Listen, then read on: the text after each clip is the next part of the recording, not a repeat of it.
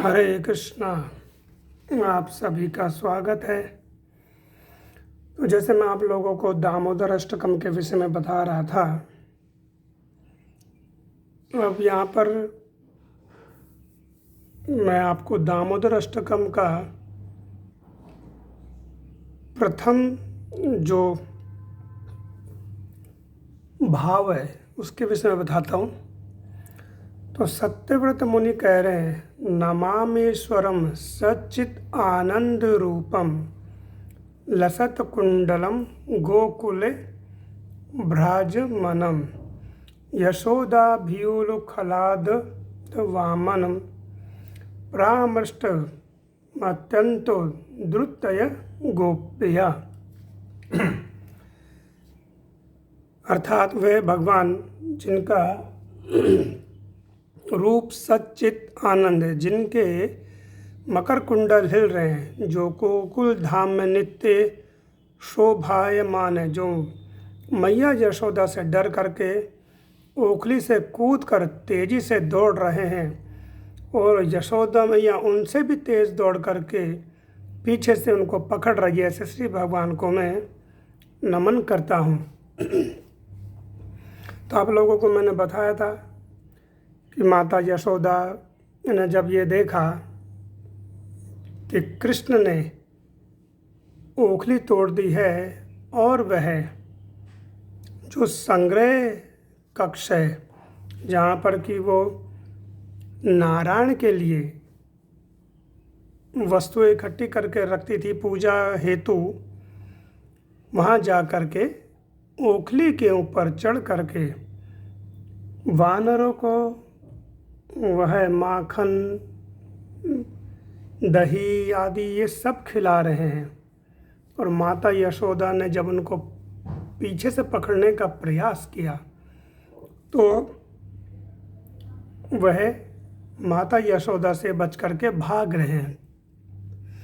ऐसा कहा जाता है, पुराणों में वर्णन है कि जिस ओखली को कृष्ण ने जिस मटकी को कृष्ण ने तोड़ा था वह माता यशोदा की माता जी का था, अर्थात कृष्ण की नानी का था और बहुत प्राचीन मटकी थी।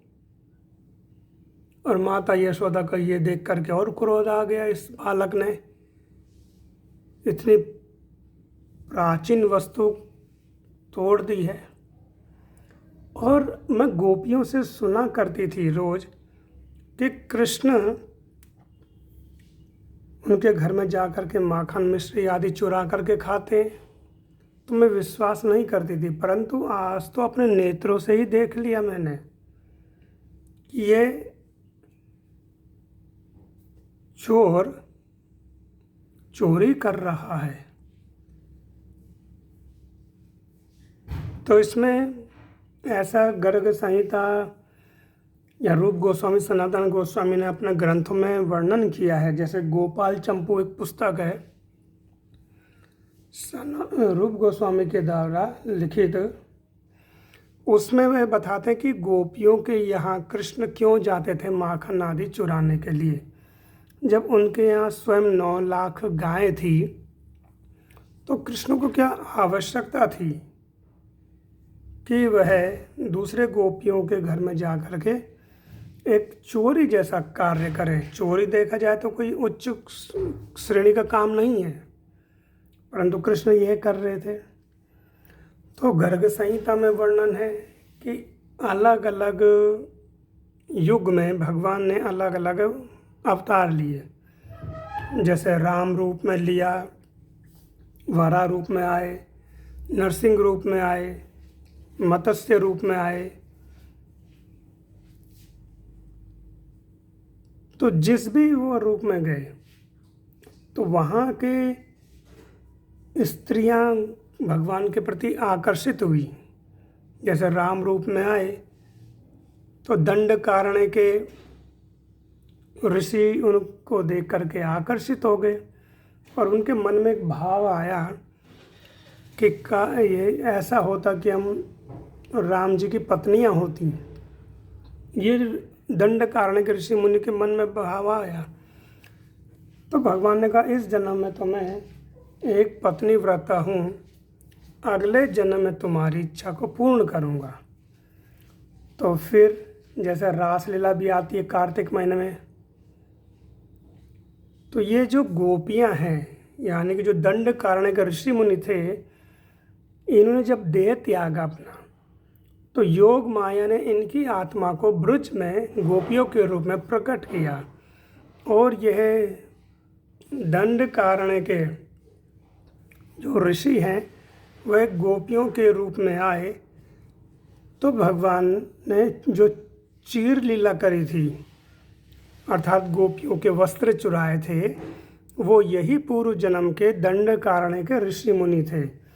इस लीला में आप देखेंगे तो राधा रानी का नाम नहीं आता, यानी जब भगवान ने गोपियों को चीर चुराया तो उसमें गोपियाँ के बीच में राधा जी नहीं थी। जब वह यमुना जी में स्नान कर रही थी गोपियाँ, क्योंकि उनकी इच्छा थी कि कृष्ण हमें पति रूप में प्राप्त हों। तो वह दुर्गा देवी का एक विस्तार है कात्यायनी। तो उन कात्यायनी देवी जी का मंत्र भागवतम में आते हैं कि कात्यायनी महायोगी महायोगिनीश्वरी नंद गोप सुतम पतिम कुरुम देही, कि हे कात्यायनी हे महायोगिनी, आप हमें आशीर्वाद दीजिए कि नंद गोप सुता, नंद गोप मतलब नंद महाराज जो गोप हैं, सुता माने उनके पुत्र हमारे पति हो। तो वह ये प्रार्थना करती थी। और यमुना जी के किनारे रेत से, जो यमुना जी की रेत है बालू से, उन्होंने एक कात्यायनी के दुर्गा जी की मूर्ति का निर्माण किया। 7 प्रकार से हमारे शास्त्रों में वर्णन है कि हम भगवान की छवि बना सकते हैं। रेत यानी बालू से, पाषाण से जैसे पत्थर से बनती है, मार्बल के पत्थर की, चांदी से, सोने की, और तेल चित्र बोलते हैं लेमिनेशन, जो लेमिनेशन होता है उसे तेल चित्र बोलते हैं। और एक आ गया जो चित्रकारी के द्वारा किया जाता है यानी पेंटिंग, जो पेंटिंग होती है। तो इस माध्यम से हम भगवान की छवि बना करके उनको पूज सकते हैं। मिट्टी से या बालू से भी बना सकते हैं। तो गोपियाँ यही करती थी, क्योंकि वह वृंदावन के गहन वन में छिप करके ये पूजा कर रही थी कि जिससे उनके माता पिता को ये पूजा के बारे में ना पता चले। तो इसी तरह से अलग अलग युग में भगवान के अलग अलग लीलाएं हुई। जैसे मत्स्य रूप में भगवान ने जन्म लिया, तो जब मत्स्य रूप में वह समुद्र में आए तो वहाँ की जो मादा मीन जो थी वो भगवान की तरफ आकर्षित हुई। उन्होंने भगवान से प्रार्थना करी तो भगवान ने उनको ब्रज में जन्म लेने का आशीर्वाद दिया। नरसिंह रूप में जब आए तो देव कन्याएं भी आकर्षित हुई भगवान को देख के। तो ये सब की सब भगवान की कृपा से वह ब्रज में उन्होंने अवतार लिया।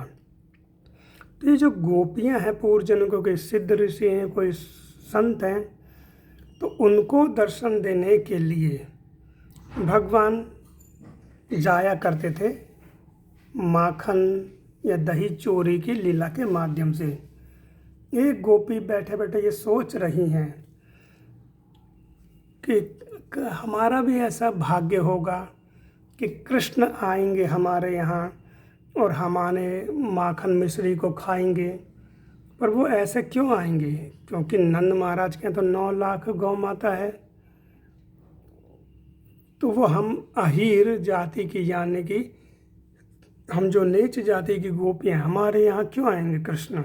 ऐसे गोपी अपने घर के द्वार पर बैठ कर के नेत्र बंद के अश्रुपात करके वह सोच रही हैं। और कृष्ण क्या है? कृष्ण तो अंतर्यामी है, वे सबके मन को बात जानते हैं। तो कृष्ण ने यह सोचा कि ऐसे तो अगर मान लीजिए कि रोज़ रोज़ कोई गोपियाँ मुझे माखन मिश्री देने आएंगे मेरे घर पर, तो माता यशोदा हो सकता है कि मुझे खाने ना दे, क्योंकि रोज़ रोज़ आ रही हैं। तो और उससे एक आनंद भी नहीं आएगा। जो मैं आनंद इन गोपियों को देना चाहता हूँ या इन गोपियों से लेना चाहता हूँ, वह आनंद इस तरह से नहीं आएगी कि गोपियाँ मेरे घर में आकर के माखन मिश्री दें। तो फिर कृष्ण ने ये लीला आरंभ करी, माखन चोरी या दही चोरी की। तो गोपियों के घर में जाते थे और गोपियाँ जानती थी कि कृष्ण आएंगे, तो गोपियाँ भी कृष्ण के लिए ही माखन निकालती थी। वो अपने पुत्र आदि को भी नहीं देती थी। कई बार उनके पुत्र मांगते थे तो कहती थी नहीं, कृष्ण के लिए है। और जिस दिन जिस गोपी का माखन कृष्ण नहीं खाते थे, तो माखन मिश्री दही इनको वो अपने पुत्रों को भी नहीं देती थी, वह धरती पर गाड़ देती थी और कहती थी आज मेरा कैसा दुर्भाग्य है कि कृष्ण ने आज हमारे यहाँ माखन नहीं चुराया। जैसे हम देखते हैं ना कि पिता कोई वस्तु लाता है पुत्र के लिए, तो कई बार ऐसा होता है कि पुत्र से खेलना चाहता है तो उसे बड़े परेशान करके उसे वो वस्तु देता है, छिपा देगा या जेब में रख लेगा। अगर पुत्र छोटा है, उसकी जेब से नहीं निकाल पा रहा है, तो इसमें पिता को एक आनंद आता है। वो वस्तु देना तो चाहता है अपने पुत्र को ही। तो कई बार हम देखते हैं ना कि हम छोटे छोटे जो शिशु होते हैं उन्हें परेशान करते हैं कुछ कार्य करके, जिससे वो खींच जाते हैं, फिर वो रोने लगते हैं या कुछ इस तरह से लीलाएं करते हैं, तो माता पिता को अति आनंद आता है। तो ऐसे ही जीव और परमात्मा में ये लीला चल रही है। क्योंकि कृष्ण अगर ऐसे जा कर के खा लेंगे गोपी को यहाँ, तो वो एक आनंद वैसा नहीं आएगा।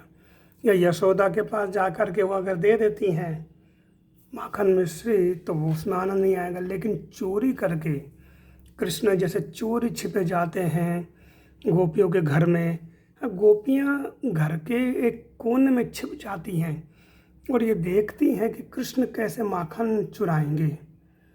तो ये जो लीला है बड़ी अद्भुत लीला, इसके विषय में आगे और चर्चा करेंगे। हरे कृष्णा जगत गुरु श्रील प्रभुपाद की जय, गुरुदेव महाराज की जय।